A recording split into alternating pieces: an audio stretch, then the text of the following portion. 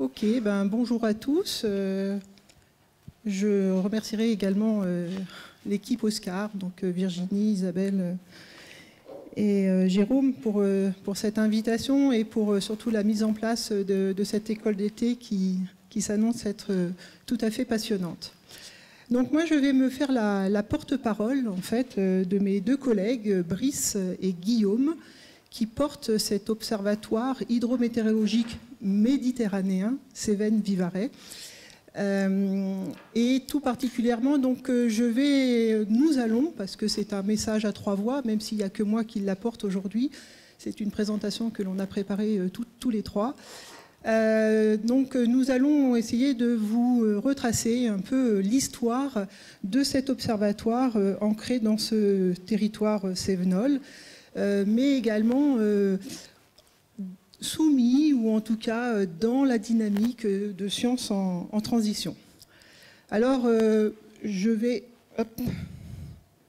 Alors, pourquoi ça ne marche pas? Ah oui, ça va peut-être que... Pardon. Donc, déjà, je vais vous amener par la pensée dans ce territoire cévenol qui se trouve au sud-est de la France. C'est un paysage vallonné, certes très différent de ce que l'on a vu avec Philippe, mais malgré tout avec une certaine forme de similitude, notamment sur l'usage des sols. C'est un paysage qui est très naturel, boisé, on accorde beaucoup d'agriculture, et au niveau de l'aménagement du territoire, on a encore beaucoup de villages de dimension humaine, je dirais. Donc voilà, donc c'est un territoire où je vous encourage à aller passer quelques temps, si vous n'avez pas eu l'occasion encore d'y aller. D'autant plus qu'il regorge de superbes lieux, de gorges, dans lesquels on peut se baigner quand il fait un peu chaud, quand il y a de l'eau. Et également, pour une dimension un tout petit peu plus culturelle, également des vestiges qui date de l'époque romaine. Et là, vous avez donc une image du pont du Gard, où on a un aqueduc. Donc, à ce niveau-là, et on se demandait bien pourquoi les Romains avaient fait un tel pont, une telle infrastructure pour protéger la conduite des eaux, sachant que dessous, il n'y a pas grand-chose qui coule. Donc, nous sommes dans une école d'été où on doit dessiner notre observatoire. Donc ce schéma va vous accompagner pendant toute la présentation. C'est un schéma qui a été fait il y a quelques temps par mon collègue Jean-Dominique Cretin, qui aime beaucoup dessiner. Et donc, voilà, donc le territoire, on le schématise par cette succession de collines, pas très hautes. Alors je ne connais pas l'altitude du Mont Aigoual, je ne me souviens plus, mais peu importe. Et où on a donc un réseau hydrographique parfois intermittent, comme le souligne Bruno, à juste titre, et où on a donc des bassins versants qui vont de l'ordre de 10 km² jusqu'au plus large bassin versant, qui est le bassin de l'Ardèche, de 2500 km². Alors, on est dans une école d'été Oscar, donc il me fallait vous montrer la carte de la géologie du lieu, où on a donc, alors vous avez la vallée du Rhône qui est ici, les différents bassins versants qui sont mentionnés ici, et donc vous voyez une géologie qui est marquée en fait par l'organisation des montagnes. On a les montagnes qui sont le long de cette ligne rouge, et une organisation donc géologique évidemment marquée par cette formation de montagnes. En termes d'épaisseur des sols, on a des sols également qui sont pas très profonds. Vous avez en rouge des sols qui ne vont pas au-delà de 25 cm.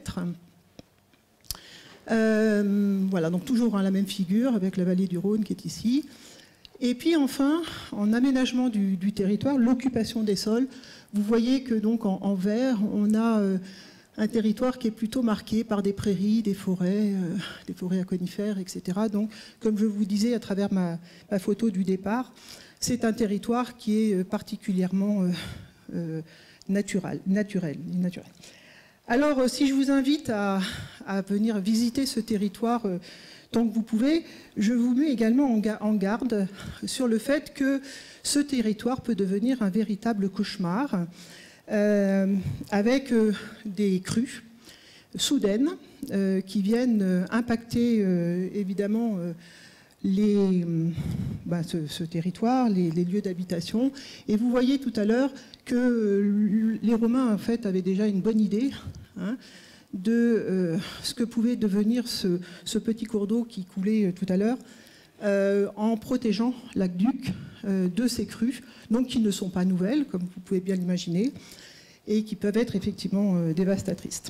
Alors, si on regarde, alors le territoire dont je vous parle est ici. Si on regarde cette carte qui a été faite par Météo France sur le risque inondation sur le territoire sud-est de la France, donc on a tendance à mentionner le fait qu'effectivement le risque inondation est malheureusement, ou en tout cas c'est une caractéristique de ce territoire, c'est un patrimoine cévenol, où vous avez des occurrences d'inondations qui sont parmi les plus élevées en France.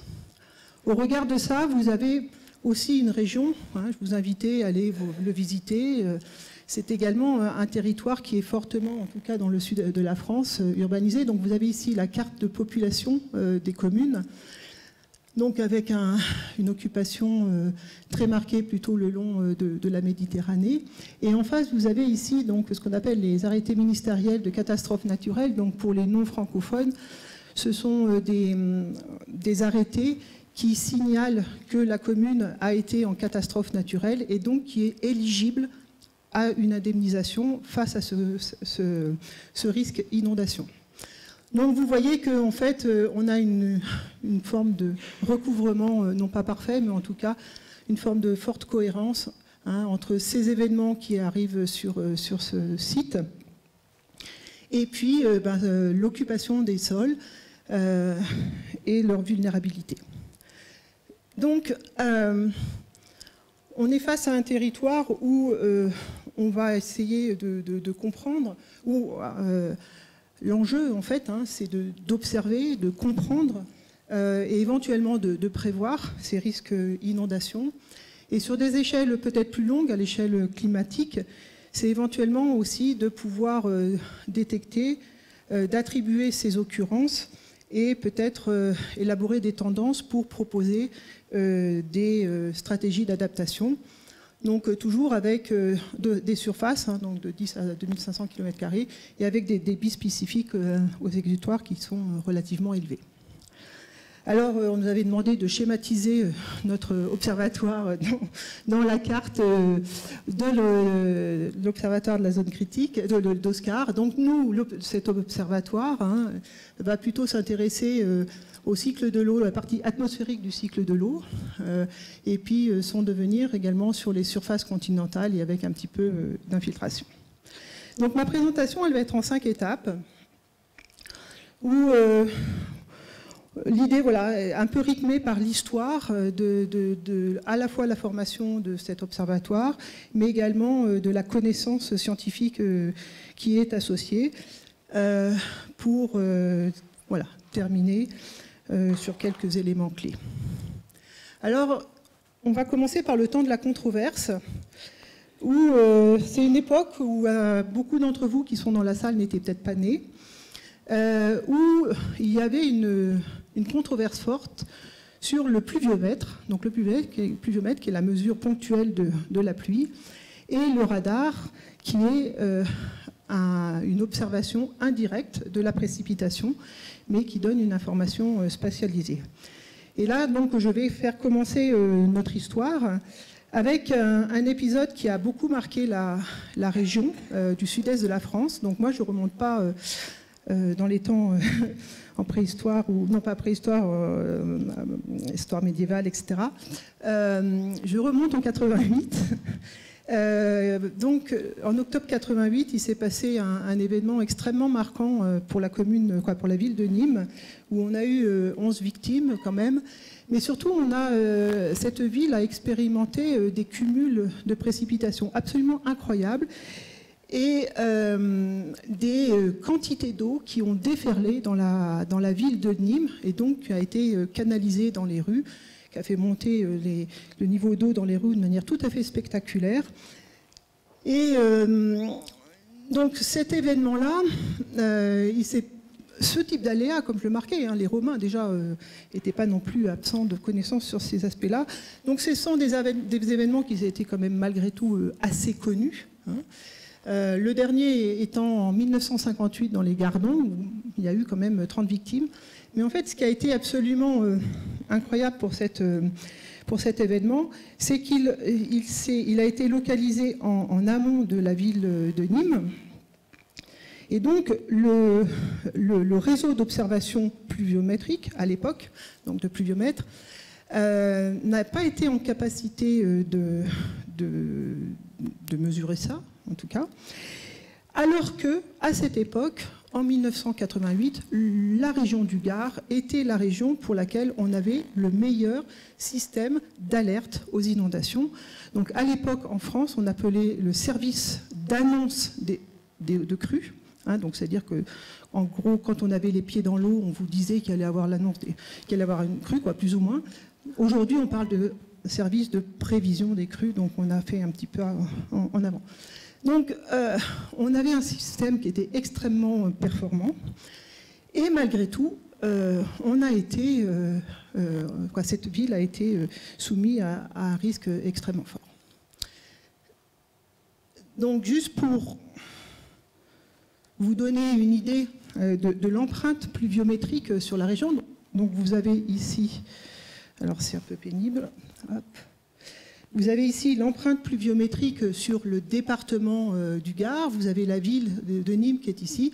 Et vous voyez qu'on a des gradients pluviométriques absolument extraordinaires, donc avec des cumuls qui pouvaient être supérieurs à plus de 600 mm sur tout l'épisode. Donc c'est un épisode qui a effectivement marqué la communauté nationale et en particulier le service d'annonce des crues et la sécurité civile, etc. Donc c'est un événement qui est non détecté, mais ce qui était assez amusant, et c'est pour ça que l'on parle, nous, de point de bascule, c'est qu'au même moment venait d'être installé, non loin de Marseille, à Marignane, un des premiers radars météorologiques. Et ce qui est assez intéressant, c'est que ce radar donnait une très très bonne visualisation de l'événement qui arrivait.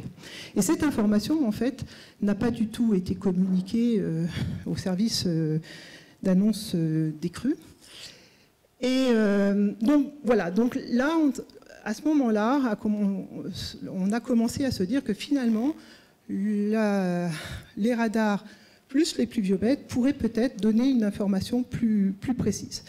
Donc, c'était la problématique de l'époque, hein, qui était relativement connue, c'était qu'on ne pouvait pas discrétiser, en tout cas échantillonner tout le territoire avec des pluviomètres. Donc on avait quand même un espace entre le pluviomètre qui était assez grand et qui avait été construit pour observer les plus grands bassins et non pas les petits bassins, dont je vais donner la taille au début de mon exposé. Et donc on était en confrontation, hein, donc je vous rappelle, Nîmes c'est ici, et en fait on avait très très peu de pluviomètres qui avaient pu enregistrer les cumuls pluviométriques de cette époque. Donc 88, point de bascule. Ensuite il y a eu malheureusement d'autres événements qui ont affecté le sud-est de la France. Un des plus violent, ou en tout cas spectaculaire, c'est celui de Vaison-la-Romaine, donc qui est de l'autre côté de la vallée du Rhône, mais qui néanmoins fait partie de ce qu'on appelle ce type d'événement cévenol, où on a eu donc de très nombreuses victimes, et avec des précipitations absolument, des cumuls de précipitations absolument spectaculaires sur ce type de bassin versant. Donc ça, c'était relativement localisé. Et ici, vous avez donc un autre événement qui a également marqué la France, à ce moment-là, différent de celui-ci, puisque c'était un événement qui était localisé, qui était régionalement localisé, je dirais. Mais qui néanmoins, vous voyez, a fait également de nombreuses victimes. Donc en gros, à cette époque-là, on avait bien l'idée de... en fait, ces événements cévenols, certes, ils sont récurrents, parce qu'ils arrivent, donc je n'ai pas mentionné, mais régulièrement plutôt en automne. Donc ce sont des événements récurrents d'un point de vue saisonnier, mais qui sont très rares à l'échelle locale. Et donc, la problématique, c'est que, en fait, le réseau d'observation pluviométrique, donc là, je vous donne une animation qui donne l'évolution du réseau pluviométrique entre 1958 et 2021, donc géré par Météo France. Donc on voit qu'on a quand même, donc d'une part, quand même une densification de ce réseau pluviométrique dans la région concernée, mais on voit aussi que ce réseau évolue dans le temps. Et donc l'échantillonnage de la pluie va être d'autant plus impacté. Donc on a un réseau pluviométrique qui est ce qu'il est, qui est géré par Météo France, qui évolue dans le temps et qui ne peut pas échantillonner toutes les échelles de bassin versant qui nous intéressent. Et donc, évidemment, l'intérêt, c'est de croiser ça avec un réseau radar qui se construit donc, à partir des années 80. Donc là, vous avez une évolution des empreintes radar de 80, je ne me souviens plus quelle est la dernière carte. Donc vous avez les cercles. Alors les cercles, il faut être vigilant, c'est-à-dire c'est les cercles pour lesquels on a une information radar, donc c'est des cercles de 200 km. Mais il faut, donc voilà, donc on a un cercle, on voit que la France se densifie en termes d'observation radar. Il continue à manquer, même dans les années 2000, d'observation sur les montagnes. Qui est renforcé par des réseaux spécifiques. Et donc on arrive en 2021 où on a une couverture radar, donc cette fois-ci les cercles ne sont plus de 200 km mais de 100 km, relativement bonne. Mais ce qui est important à comprendre, c'est qu'à travers ces cercles de 200 km ici, en fait, on n'a pas la qualité de l'information météorologique dans ce cercle, puisqu'il y a, donc là vous avez une carte de ce qu'on appelle la visibilité hydrologique du radar. Donc plus c'est jaune ou orange, meilleure est l'information pluviométrique. Et donc vous voyez que malgré le fait que, en gros, ici, tous les cercles recouvrent globalement le territoire national, en fait, de fait, l'observation proprement dite et pas la même partout. Donc juste quelques petits mots sur le radar. Donc le radar, c'est une mesure indirecte de la pluie, c'est une émission électromagnétique qui est donc qui va être retransmise par ce qu'elle trouve dans l'atmosphère, donc ce qu'on appelle des hydrométéores, donc de la pluie, de la neige, etc. Et donc ce que l'on mesure, c'est la réémission de ces émissions électromagnétiques sur l'antenne. Et donc la mesure radar, c'est une mesure de réflectivité. Et ensuite, toute la science des radars consiste à traduire cette réflectivité en intensité pluviométrique, donc par ce que l'on appelle des lois ZR. Donc ces lois, en fait, traduisent la structure verticale des précipitations et son organisation. Donc il y a plusieurs types de radars, notamment donc Météo France utilise plutôt les radars SC et bande X, et ces radars, en fait, peuvent avoir un certain nombre d'erreurs. Et les erreurs possibles, donc c'est pas direct, hein. On a un certain nombre d'erreurs, donc les plus importantes sont celles qu'on appelle les erreurs de masque, hein, donc que ça soit l'arbre ici ou la montagne là. On a également des erreurs liées à l'atténuation du signal et également des erreurs liées à ce que l'on appelle la bande brillante, donc qui est le passage entre l'isotherme 0 degré, c'est-à-dire à partir du moment où on a de l'eau liquide et de l'eau solide. Donc toute la science du radar consiste à prendre en compte ces types d'erreurs pour fournir une information pluviométrique la plus précise possible. Donc on se retrouve dans les années 2000 où on a collectivement assumé le fait que le réseau pluviométrique est assez limité pour pouvoir documenter ce type de phénomène, et où la science des radars arrive, et l'idée est de montrer l'apport de ce type d'information justement pour pouvoir capturer ce type d'événements rapides. On a également des outils de prévision qui sont incertains et donc qui, de facto, mettent en difficulté la mise en vigilance de ces populations, puisqu'on est sur des échelles de temps qui sont relativement courtes. Et on a vu, comme ce qui s'est passé à Nîmes, à Vaison, etc., ce sont des événements qui sont d'une violence assez inouïe. Donc en gros, à ce moment-là, la communauté scientifique se met en place.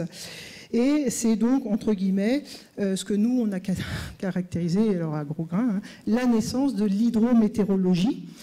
Alors, qu'est-ce que c'est que l'hydrométéorologie? C'est la première fois qu'on commence à faire de l'interdisciplinarité dans ces sciences-là. C'est-à-dire il y avait une communauté d'hydrologues, il y avait une communauté de météorologues, et on met bien en évidence, dans ces années-là, le besoin de faire de l'hydrométéorologie, donc qui est une science différente de la météorologie, de l'hydrologie, comme toutes les constructions de sciences interdisciplinaires. Donc l'observatoire se met en place dans ces années-là, et l'enjeu, c'est de pouvoir documenter la variabilité des précipitations aux échelles concernées, donc de l'ordre de 10 km² jusqu'à 2500 km². On est bien entendu en interaction fort avec les services de l'État, parce qu'on est dans une région, ou en tout cas on est dans un pays où en fait la météorologie c'est Météo France, on a les agences de l'eau, on a les services d'annonce des crues, donc il y a un certain nombre de services de l'État qui sont bien entendu concernés par ces enjeux-là. Mais en fait, on se rend compte à cette époque, et c'est encore, on va dire un tout petit peu encore le cas maintenant, mais un peu moins, c'est qu'il y avait un vrai besoin de centralisation des données. C'est-à-dire que pour faire de l'hydrométéorologie, il faut avoir en même temps des données hydrologiques, donc des hauteurs d'eau, des débits, etc., et de l'information météorologique, donc pluviométrique, température, etc., le plus colocalisé possible, quoi. Et donc ça a été un vrai défi de centraliser ces informations issues de services de l'État différents, et également avec EDF, donc services de l'État différents, avec une organisation de l'État des territoires qui également complexifie ce type de regroupement d'informations. Donc il y avait un service, il y avait une observation déjà, comme je vous l'ai montré à travers les quelques animations là. Il y avait une observation qui existait, et donc l'objectif a été de compléter cette observation par de l'observation recherche. Alors comment on fait pour faire l'observation recherche? Donc j'ai un graphe qui va aussi un peu nous suivre pendant la présentation. Donc ça, c'est une représentation assez classique que l'on a, où on a donc en abscisse les surfaces, donc les surfaces de bassin, en l'occurrence, et ici vous avez les échelles de temps. Donc ce qui est représenté ici, c'est la réponse des bassins versants, donc des bassins de petite taille ici, de l'ordre entre 1 et 10 km². Donc plus le bassin est plus petit, plus le bassin va réagir. Donc ça, c'est... et là, il y a un jeu de couleurs parce que j'ai les bassins ruraux et les bassins urbains. Donc les bassins urbains réagissent plus vite puisqu'on a une imperméabilisation des sols. Donc ça, c'est notre information. On a ce type de bassin que l'on veut pouvoir documenter. Parallèlement à ça, donc, on a des objets dits météorologiques qui vont être à l'origine de mise en eau de ces bassins. Donc vous avez des cellules, ce qu'on appelle des cellules convectives, donc typiquement ce qui s'était passé à Vaison-la-Romaine, localisées, relativement petites. Vous avez des systèmes, ce qu'on appelle des systèmes convectifs de mésoéchelle, donc qui sont des structures beaucoup plus organisées dans le temps et sur le territoire. Et enfin, vous avez des systèmes beaucoup plus grande échelle, qui sont des fronts. Donc ça, ce sont des objets, pour l'instant, j'ai rien dit, je n'ai fait que montrer la réaction des bassins et de donner les quelques informations météorologiques qui peuvent animer ce type de territoire. Les phénomènes qui nous intéressent, C'est des phénomènes donc, qui sont sur ce croisement d'échelle temps et d'échelle d'espace, c'est-à-dire des phénomènes qui vont jusqu'à 2500 km², comme je vous l'ai dit, puisque notre bassin versant est le plus grand, donc fait 2500 km². Et on cherche des phénomènes dits rapides, donc qui ont des échelles caractéristiques temporelles de l'ordre de 10 heures. Donc ça, c'est ce qui nous intéresse. Alors, donc là, un peu compliqué. Les réseaux opérationnels, ils sont là. Hein, donc un réseau de pluviomètres, ensuite de radars, un réseau de hauteur d'eau. Donc ça, ce sont les réseaux opérationnels. Et qu'est-ce que l'on voit? En fait, c'est que ces réseaux opérationnels, finalement, ils documentent... Donc là, il y a un problème, c'est un décalage. Bon, enfin, bon, ces réseaux ne documentaient pas les bonnes... Ça va jusqu'à... Ouais, là, hein, plutôt, 50 mètres, je ne sais pas pourquoi. Tiens. Donc, c'est des réseaux qui documentaient les plus grandes échelles. Et donc, nous, en tant que chercheurs, l'observation recherche, finalement, nous a consisté à aller documenter des échelles les plus fines pour pouvoir faire avancer dans les questions scientifiques qui nous intéressaient. Donc, à la fois par des observations pluviométriques de très grande densité, donc ce qu'on appelle le HPCONET, des informations également sur la structure verticale des précipitations, donc là c'est la granulométrie des gouttes, et puis en termes de hauteur d'eau, on est allé chercher des informations sur des tout petits bassins versants. Et comme je vous l'ai dit, on est face à un aléa qui certes récurrent, reste localement rare. Donc déjà, on a essayé également de développer une observation qui ne mettait pas en danger les observateurs, puisqu'on est sur des cours d'eau qui sont d'une violence inouïe, et donc il y a eu le développement de l'imagerie. Et également, comme on ne peut pas observer partout, mettre des capteurs partout, il y a eu la mise en place donc ce qu'on appelle des retours d'expérience, où il s'agit donc d'aller sur le terrain qui a été affecté par un événement cévenol ou une crue éclair, pour aller mesurer a posteriori les laisses de crue, donc estimer les débits et également faire des estimations sur la pluviométrie. Donc quelques résultats ici. Donc nous avons enfin rendu le pluviomètre et le radar amis en faisant ce type de carte, où vous avez donc à gauche un événement vu par uniquement les pluviaux, au milieu le radar, et puis par une technique, quel que soit son terme, qui associe ces deux informations. L'information radar donne donc une idée de la spatialisation de la pluviométrie, et l'information pluviométrique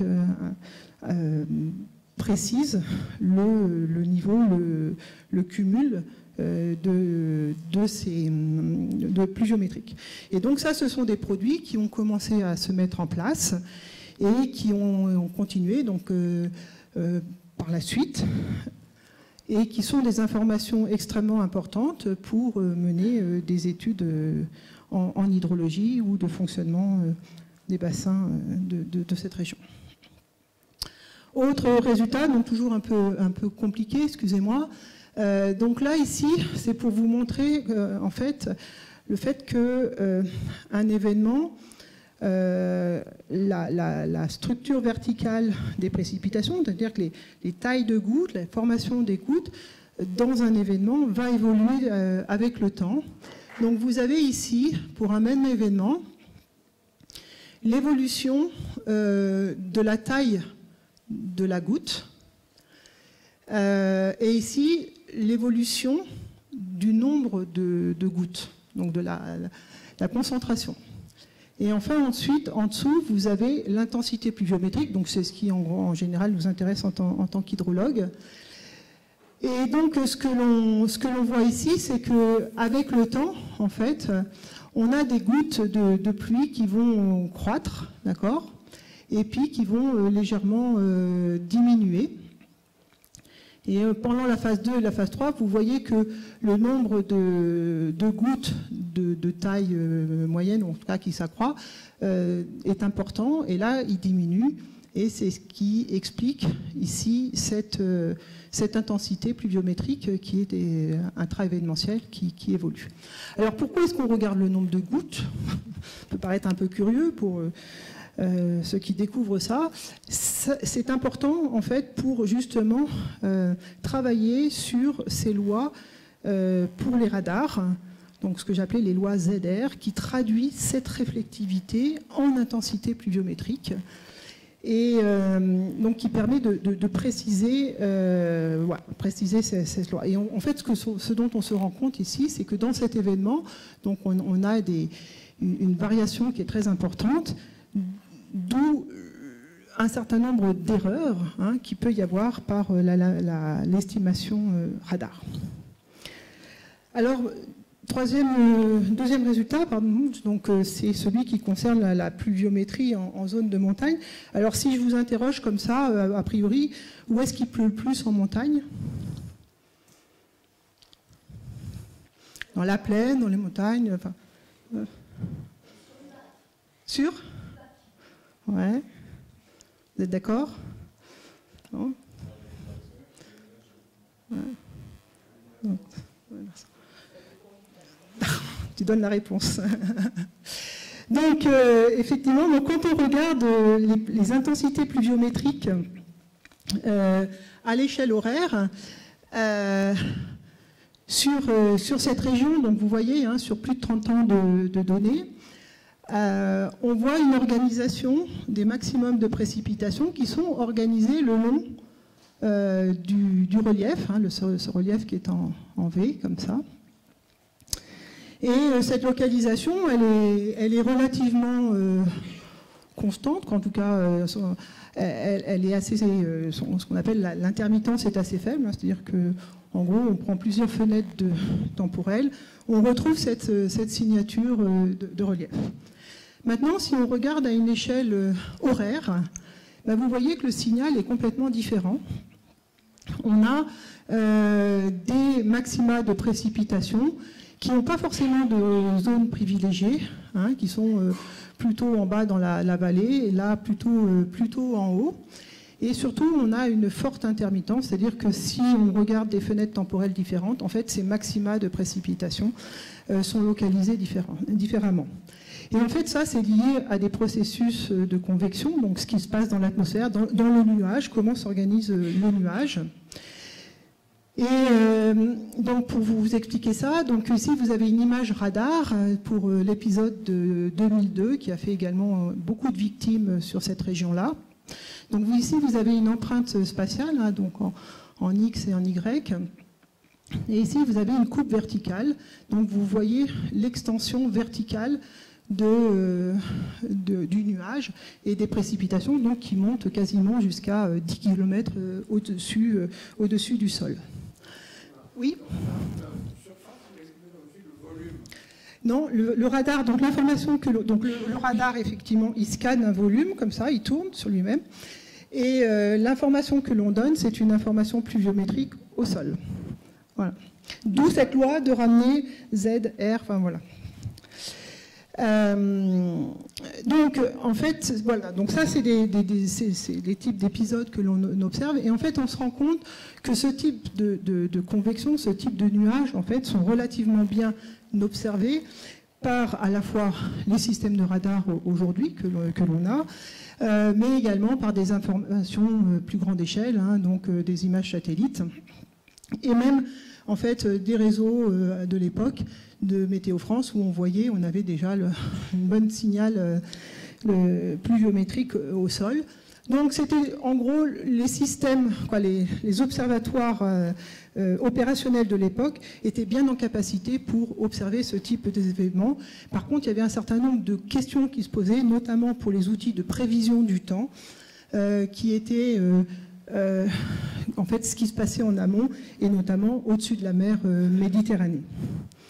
Maintenant, si on regarde l'autre système dont je vous ai parlé, donc avec cette signature horaire, Ce système, c'est ce qu'on appelle un système de convection peu profonde, qu'on a eu la chance d'observer pendant une campagne qui s'est déroulée dans ces années-là, en 86-88, où les collègues avaient eu une bonne idée d'installer un radar sur la montagne. Et cette observation a montré une organisation tout à fait spécifique de la pluviométrie. Donc ici, vous avez le signal pluviométrique vu par ce radar, une organisation en bande, avec sur là c'est la coupe verticale, la réflectivité verticale du radar, donc qui montre que le nuage, en fait, le système précipitant, ne va pas au-delà de 3 km au-dessus du sol. Donc en fait, on a un système qui est extrêmement bien organisé, stationnaire, donc qui reste très longtemps, plusieurs heures, voire plus. Le système qu'on a observé qui était le plus long était de 16 heures, constant, avec des intensités pluviométriques qui sont certes pas très importantes, mais qui ont la bonne idée de mettre en eau de manière très hétérogène les bassins qui sont là-dessous. Donc ça, ce sont des systèmes qui sont absolument pas observables, en tout cas qui n'étaient pas du tout observés à l'époque. Et la seule façon de les voir, c'était de mettre un radar au-dessus sur les montagnes. Et puis ça a été vu par des modèles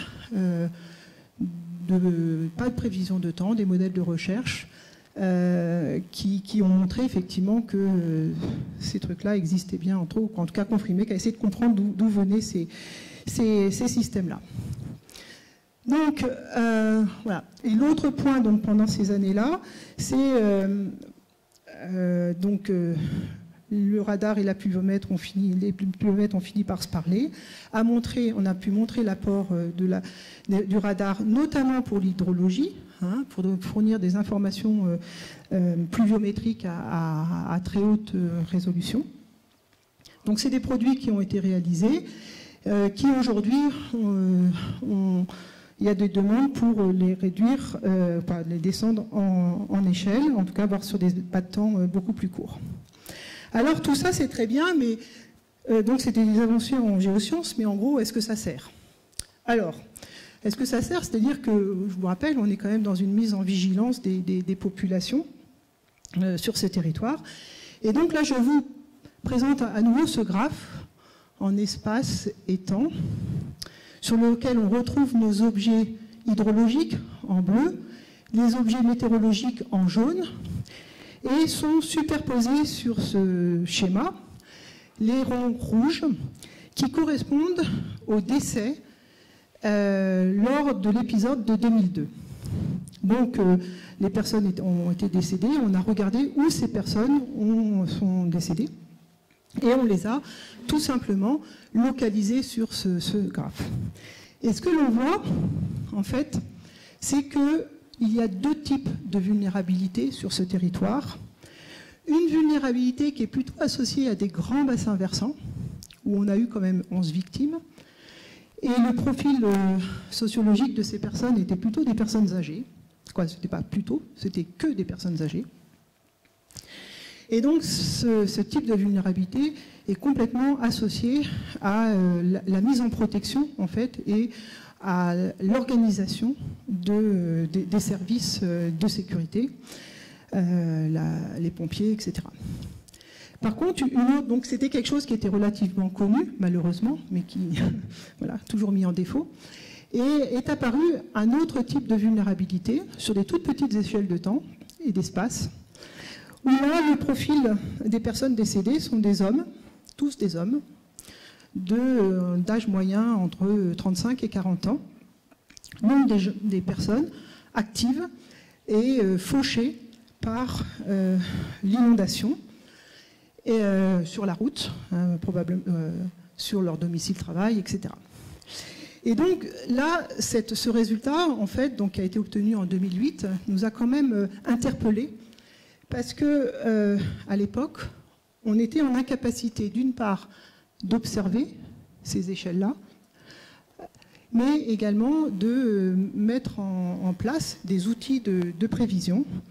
Et donc c'est pour cela que l'on a commencé, donc il y a eu tout un tas d'activités, notamment avec l'INRAE à Lyon, mise en place d'une modélisation régionale pour pouvoir capturer donc des échelles hydrologiques de bassins qui allaient de l'ordre de 10 km² jusqu'à 2500 km². Et ici, vous avez en jeu de couleurs, en fait, l'intensité, la sévérité de la réaction du bassin à ces échelles-là. Donc on voit qu'on... Voilà, j'en parlerai après de ce résultat-là. Donc à la fin de ces années-là, on a quand même bien avancé, bien compris ces systèmes, ces événements cévenols, avec une approche fondamentalement interdisciplinaire, hydrométéorologie et météorologie, hein, où on a on a travaillé sur un certain nombre de processus hydrologiques, et on a commencé à appréhender un petit peu les facteurs de vulnérabilité de ce territoire. Et surtout, on a commencé à réaliser à cette époque, parce qu'à l'époque, hein, la vulnérabilité du territoire était vue d'un point de vue statique. Alors que là, on a commencé à développer ce qu'on a appelé la vulnérabilité dynamique, c'est-à-dire une vulnérabilité qui évolue avec l'aléa. Et donc, on a commencé à travailler de manière interdisciplinaire, mais cette fois-ci avec les sciences humaines et sociales. Donc, on a continué. Donc, l'idée était d'avoir cette approche un peu plus intégrée, de renforcer ces types d'observations et également de commencer à construire un service national d'observation sur un temps long. Donc, cette région, cet observatoire a été un des piliers d'une campagne internationale qui s'appelle la campagne IMEX, et donc où on a, vous voyez mon petit schéma, où on a intensifié l'observation avec des avions hein, aussi, pour pouvoir comprendre et surtout affiner les outils de prévision à la fois météorologique et également hydrologique. Donc je vais aller très vite sur le renforcement de cette observation. Donc vous avez ici le réseau d'observation plutôt pluviométrique, où on retrouve ces transects nord-sud. Et puis l'observation hydrologique, donc toujours multi-échelle, avec les grands bassins versants, plus des observations plus ciblées, pour pouvoir comprendre l'emboîtement d'échelle dans ces bassins. Donc si je viens maintenant à nouveau avec mon schéma espace-temps, toujours pareil, hein, l'espace, le temps, la stratégie d'observation a été construite pour pouvoir comprendre un certain nombre de processus de bassins, donc une construction conjointe hein, de la météo et de l'hydrologie, pour comprendre les fonctionnements des petits bassins versants, donc avec leurs processus associés, les processus de versants, etc. Et puis, voilà, donc on a essayé de documenter en fait toutes ces échelles spatiales et temporelles pour comprendre ces processus-là. Alors, bon, les résultats, ils sont nombreux, donc je vais commencer par plutôt m'axer sur les aspects hydrologiques. Tout à l'heure, je vous parlais de ces bandes hein, qui mettent en eau de manière hétérogène les bassins. Donc là, l'idée, c'était de regarder l'impact, le rôle de l'humidité du sol sur le déclenchement des écoulements de surface et sur des bassins. Donc là, on se trouve en Ardèche, donc un bassin qui est hautement instrumenté et qui a fait était un des bassins hautement instrumentés pendant cette campagne IMEX. Et si on regarde donc l'évolution, le cumul de l'humidité du sol donc à plusieurs profondeurs, vous avez en jeu de couleurs aussi les différentes profondeurs, et ici vous avez le signal pluviométrique qui est ici. Donc vous voyez l'humidité du sol qui croît petit à petit, qui se stabilise ici, puis qui réaugmente ici avec le signal pluviométrique. Si on regarde ça, en fait, l'idée était de regarder à quel moment, en fait, on a un déclenchement d'écoulement de surface avec cette humidité du sol. Donc vous retrouvez les numéros ici. Voilà. Et ce que l'on voit, en fait, c'est qu'il faut des cumuls, des humidités de sol importants, qui sont là, et des précipitations, des cumuls importants pour commencer à déclencher de l'écoulement de surface. Donc il y a une phase d'infiltration, de stockage de l'eau, et en fonction de l'histoire et en fonction de la temporalité en fait, de cette pluviométrie sur le sol, le bassin va ou non réagir. Donc tout ça pour dire que ce n'est pas parce qu'on a un cumul important qu'il y a forcément de l'écoulement de surface. Il faut prendre en compte l'histoire hydrique de ce bassin pour comprendre le déclenchement de ces écoulements. Autre résultat donc, qui était cette fois-ci sur les charges en sédiments dans ces bassins. Donc on se retrouve toujours, je crois que c'est la Claduène, c'est ça Isabelle? C'est toujours la Claduène. Donc là c'est sur toute l'historique en fait de l'observation, où on regardait finalement la concomitance des débits avec la charge en sédiments dans cette région-là. Et ce que l'on observe en fait, c'est que l'essentiel de la charge sédimentaire a lieu en automne, donc à cette période-là, qui effectivement sont associées à des précipitations importantes, mais ce que l'on note quand même avec intérêt, c'est qu'en hiver, en fait, où on a des débits qui sont certes plus faibles, mais néanmoins présents, on n'a aucune ou quasiment aucune charge sédimentaire. Donc l'essentiel de la charge sédimentaire, en fait, vient pendant ces événements-là, pendant ces événements sévenols. Et ce que donc une étude a également montré, donc je ne sais pas si vous voyez très bien, parce que l'éclairage n'est pas super, mais en gros, vous avez la courbe rouge qui correspond à ce bassin-là, et en gris correspond à d'autres bassins du réseau Oscar, où on voit donc le pourcentage de temps de transport, donc la rapidité du transport sédimentaire, avec la charge en sédiments. En fait, ce bassin-là est un des bassins qui réagit le plus rapidement en termes de transport sédimentaire, d'érosion, etc., par rapport aux autres bassins d'Oscar. Alors, pourquoi étudier cette charge sédimentaire? En fait, une des questions est de comprendre les chemins de l'eau sur ces bassins-là. Donc vous avez ici à nouveau le même bassin et en jeu de couleurs les différents types de sols, donc des marnes, des basaltes, des sols sédimentaires, donc avec les différents types de paysages. Et donc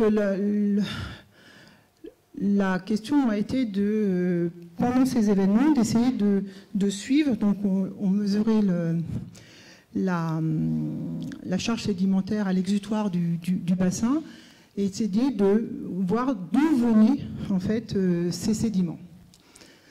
Donc ici vous avez une image de l'origine des sédiments sur plusieurs événements, 13 événements je crois, qui se sont déroulés sur une certaine période. Et donc ce que l'on observe avec intérêt, en tout cas moi quand j'ai découvert ces figures, donc vous aurez peut-être compris que je ne suis pas du tout du domaine, hein, mais c'est que bon, d'abord on a une forte variabilité interévénementielle, donc ça c'est lié à la localisation d'événements, hein, c'est-à-dire où est-ce que les maximums de précipitations vont se localiser, en bas de versant, en haut de versant, etc. Également par rapport à un type de pluviométrie. Et ce qui est assez intéressant, c'est que malgré la variabilité interévénementielle, ce que l'on voit, c'est qu'on a une dominance d'origine de marne, alors que localement, en fait, il n'y a pas tant de marnes que ça. Donc il y a une vraie signature de ces origines géologiques. L'autre chose, donc là, pour comprendre ces chemins de l'eau, c'est de faire des études, donc certes événementielles, et de regarder ce qu'il se passe pendant l'événement. Donc la variabilité intra-événementielle. Donc là, vous avez 6 événements différents où en trait noir, vous avez le débit à l'exutoire. En trait pointillé, vous avez la charge sédimentaire. Et à nouveau, avec les histogrammes de couleurs, vous avez l'origine des événements, des sédiments, pardon. Et donc, ce qui est mis en évidence par ce type de figure, c'est qu'en fait, on a des processus de mise en suspension et de transport qui vont être assez distincts. On va des choses beaucoup plus homogènes, hein, c'est-à-dire que pendant tout l'événement, en gros, on va avoir une charge sédimentaire qui va rester la même. Hein, donc, c'est typiquement ces 3 événements qui illustrent ce type de concept. Et puis, des processus de mise en suspension, de redépôt, etc., qui va évoluer avec le temps. Hein, donc c'est plutôt ces 3 événements qui sont ici et qui sont liés au signal pluviométrique que vous voyez ici. Donc voilà, donc ça c'est un des résultats. Donc sans transition, je dirais. Je vais parler un petit peu d'interaction géosciences et sciences humaines et sociales.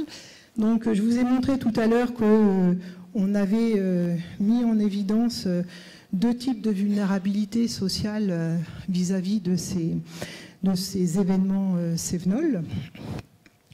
Et donc, la question a été d'essayer de... Bon, on avait compris, ensuite il fallait caractériser, et puis nous on aime bien scénariser, voire prévoir. Mais là c'est plutôt de la scénarisation que je vais vous montrer. Donc quand on commence à avoir ces approches socio-hydrométéorologiques, donc là on est dans de l'interdisciplinarité, géosciences et sciences humaines et sociales, qu'est-ce que l'on essaye de conceptualiser? En fait, ce sont des trajectoires différentes.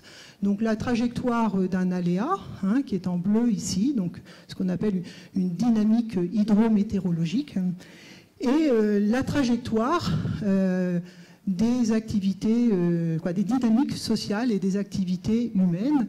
Et en fait, on a risque ou on a tension quand ces trajectoires se rencontrent, hein, d'une certaine manière. Et donc après, on peut essayer de comprendre quelles sont les phases de transition, ou en tout cas d'anticipation éventuelle, donc des sociétés, et puis ensuite d'adaptation. Donc ça, c'est vrai pour n'importe quelle étude, n'importe quel objet d'étude. En tout cas, c'est la façon dont on conceptualise nos approches interdisciplinaires. Donc nous, ce qu'on a regardé, c'est ces histoires de personnes actives, d'hommes actifs qui perdent la vie sur le réseau routier. Et on a donc essayé de comprendre, ou en tout cas d'être en capacité d'observer ou de quantifier l'exposition de ces personnes sur le réseau routier et de voir avec l'aléa comment cette vulnérabilité, comment cette exposition en fait devient de plus en plus dangereuse ou pas. Donc, on est reparti de la modélisation hydrométéorologique, c'est-à-dire qu'on a rejoué des événements hydrométéorologiques et on a regardé l'aléa. Alors, cette fois-ci, pas à l'échelle de toute la carte, parce qu'on s'en moque un petit peu d'une certaine façon, mais malgré tout, il faut l'avoir pour pouvoir le faire. On a regardé l'aléa à chaque coupure de route, c'est-à-dire à chaque fois où un bief ou une rivière coupe une route. Et donc, on a quantifié cet aléa et la dynamique de cet aléa à ce niveau de coupure de route, de route qui croise un bief. Et donc, ensuite, on a fait une modélisation de l'exposition qui intègre, donc c'est un modèle qui est centré, activité centrée, c'est-à-dire qu'on reproduit les activités quotidiennes des personnes. on scénarise des capacités d'adaptation ou pas. Par exemple, typiquement, les hommes de 40 ans, ils ne s'adaptent pas. Ils vont dans... Je ne sais pas s'il y a beaucoup d'hommes de 40 ans dans la salle, mais excusez-moi. Voilà, donc ils ont voilà, une perception du risque, je veux dire, qui est complètement différente. Et donc, on a ce type de figure. Alors, à nouveau, un petit peu compliqué, je m'en excuse. Vous avez donc en ligne noire ici les personnes qui sont potentiellement en danger, c'est-à-dire que c'est les personnes qui sont sur la route. D'accord ? Et puis, vous avez ici en pointillé, alors c'est pas la même échelle, hein, attention, on n'est pas du tout sur les mêmes échelles en Y, des personnes qui sont exposées, qui sont exposées en pointillé. Et vous avez en jeu de couleurs, en haut, en fait, la vulnérabilité, l'aléa, par exemple, la sévérité de l'aléa sur la route. Et donc, avec le nombre de routes coupées sur le territoire, donc qui mettent en vulnérabilité les personnes qui sont sur cette route. Et donc, ce que l'on voit, hein, c'est que déjà, il n'y a pas forcément beaucoup d'anticipation, hein, et puis on a des pics d'exposition des personnes au moment où on a des aléas relativement importants. Alors ça, c'est important. Ça permet à la sécurité civile, en fait, d'anticiper les coupures de route, hein, avant que les routes soient inondées.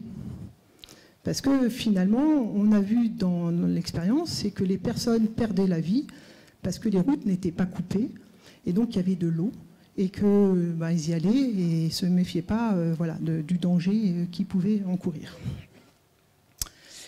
Voilà, et donc on finit la campagne IMEX, en fait, avec un recentrage sur 3 bassins, sur 3 sites, je dirais, 3 sites qui expriment une forme, des contrastes en termes d'occupation des sols. Donc on a des sites plutôt prairies, tourbières, forêts, et puis un site beaucoup plus anthropisé, donc en Ardèche. Et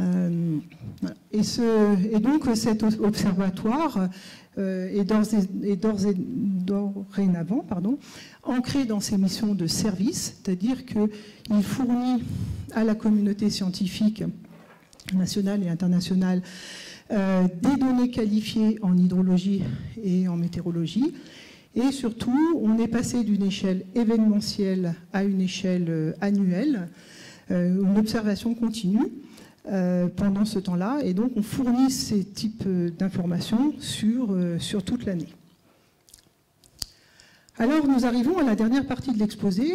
Vous voyez que mon schéma commence à se colorer un peu plus.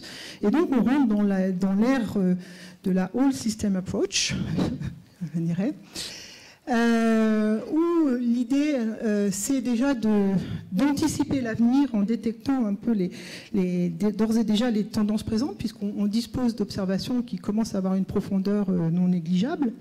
Donc là, vous avez ici, par exemple, une tendance sur les événements extrêmes, les événements pluviométriques extrêmes, et qui montre le pourcentage d'évolution de l'intensification des précipitations sur la période 85-2014, où on voit qu'on a globalement sur la région une intensification qui est d'ores et déjà très marquée, entre 30 et 40% de phénomènes de plus en plus extrêmes en termes de pluviométrie.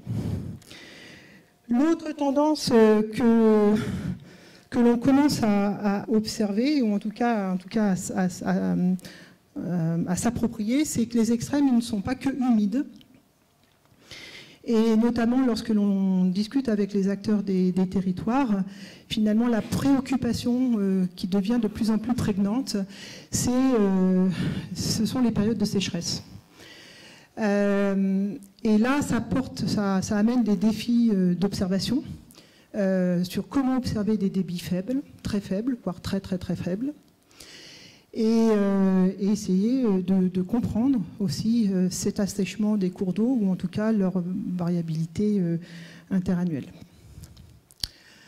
La dernière question, c'est sur l'anthropisation de ces territoires. Et donc là, on bénéficie, comme je le disais, d'un bassin versant qui est hautement instrumenté et qui est sur un territoire qui est qui est anthropisé, et notamment par l'élevage.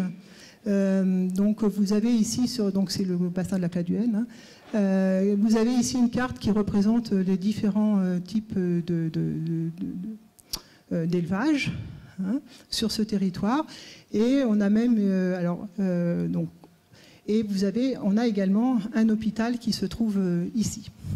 Et donc la question ici a été quel est l'impact en fait de cet usage des sols et la présence de cet élevage sur des pollutions que l'on dit émergentes aux pharmaceutiques.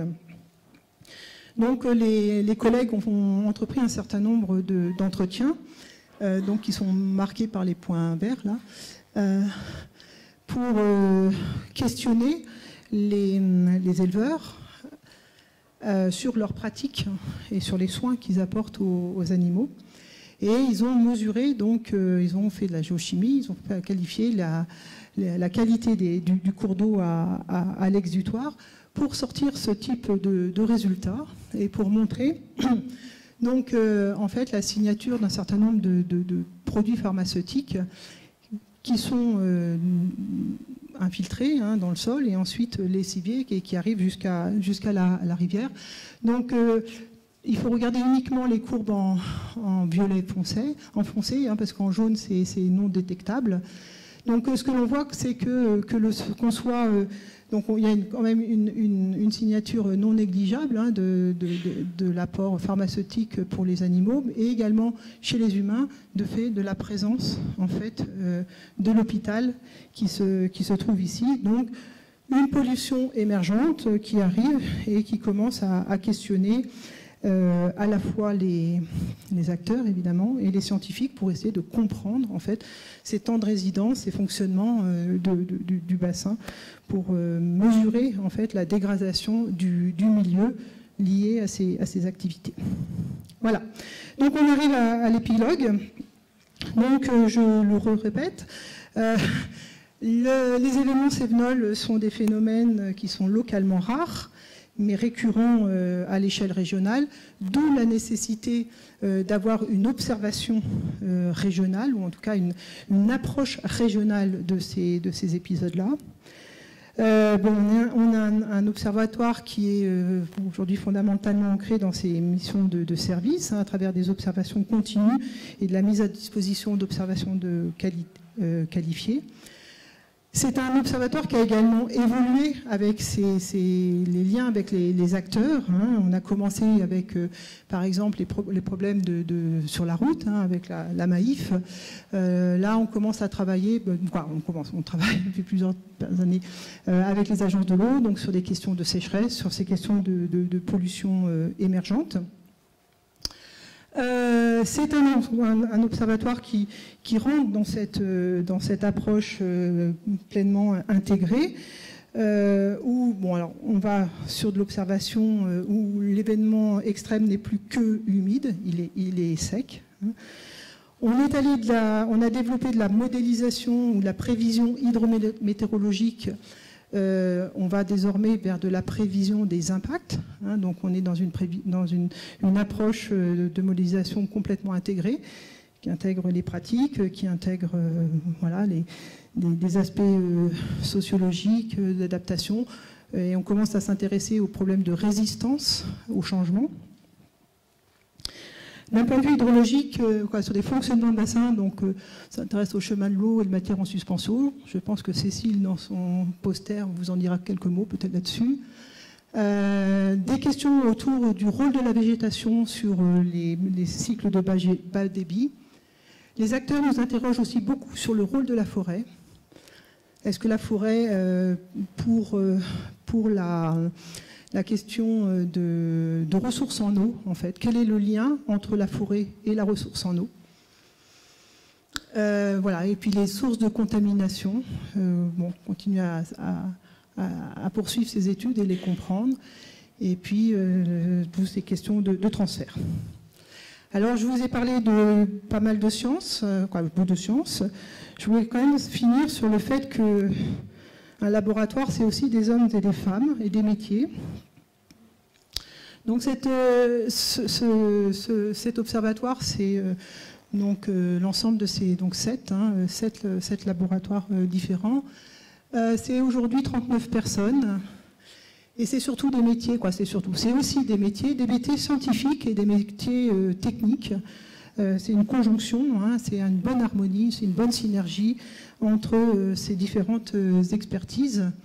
Et en termes d'expertise technique, comme scientifique d'ailleurs, on voit que c'est très divers et on a besoin de ces métiers pour travailler ensemble et pour faire avancer ensemble avec les acteurs sur ces questions d'importance. Donc on a des aspects évidemment développement instrumental, autour des données et également des responsabilités projet de managérial. Plus ça va, on est dans des aspects de plus en plus intégrateurs. Et en termes scientifiques, vous voyez qu'on a des sciences qui balayent de plus en plus large, en fait. Voilà. Donc, je terminerai en disant, voilà, dessine-moi, à l'OHMCV, dessinez-moi votre observatoire. Donc, notre observatoire, il a commencé par un territoire, qui est celui que je vous ai présenté, le territoire Cévenol. On s'est beaucoup intéressé, on a commencé à s'intéresser à ce territoire, en particulier sur les problèmes de crues. On a eu une démarche d'hydrométéorologue, d'interdisciplinarité à l'époque. Ça vous paraît complètement évident aujourd'hui, mais moi qui l'ai un peu vécu, c'était pas forcément très simple de mettre les hydrologues et les météorologues ensemble. On a mis plein de capteurs partout, même dans l'atmosphère, avec des avions, etc. Et puis, aujourd'hui, voilà, on en est là. Et vous remarquerez avec moi que quand même ce dernier schéma, il est un tout petit peu plus coloré, un tout petit peu plus diversifié, voilà, et avec plein de questions qui restent en suspens. Voilà, et je vous remercie pour votre attention.